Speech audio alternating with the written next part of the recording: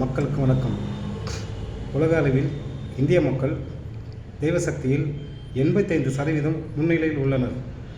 மேலும் பல நாடுகள் இந்தியாவை ஏழை நாடாக மாற்ற வேண்டும் என்று இந்தியாவுக்கும் சைனாவுக்கும் சண்டையை வளர்த்து விட பார்க்கின்றன.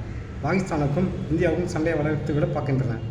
மேலும் மியான்மர், பங்களாதேஷ், நேபாள் மற்ற நாடுகளுடன் நம்ம நாட்டுடன் சண்டையை வளர்க்க பல பிரச்சனைகளை உருவாக்கி கொண்டிருக்கிறார்கள். அதுவெல்லாம் நடக்காது. மக்கள் கவலைப்பட தேவையில்லை. உலகத்தில் இந்தியா மட்டுமே 95% தெய்வ சக்தியில் முதலிடத்தில் இருக்கிறது. அதேபோல் இப்போது இந்தியாவின் மீது பல பிரச்சனைகள் ஏற்பட்டு கொண்டிருக்கின்றன. இந்த காரணத்தால் உறங்கிக் கொண்டிருந்த தெய்வ சக்திகள் அனைத்தும் வீழ்த்து விட்டன. நமது முன்னோர்கள் 1,00,000 ஆண்டுகளுக்கு முன்னால் வணங்கிய அனைத்து தெய்வ சக்திகளும் இப்போது வேகமாக வந்து கொண்டிருக்கின்றன. இந்திய மக்களை பாதுகாப்பதற்காக வேகமாக வந்து கொண்டிருக்கின்றன.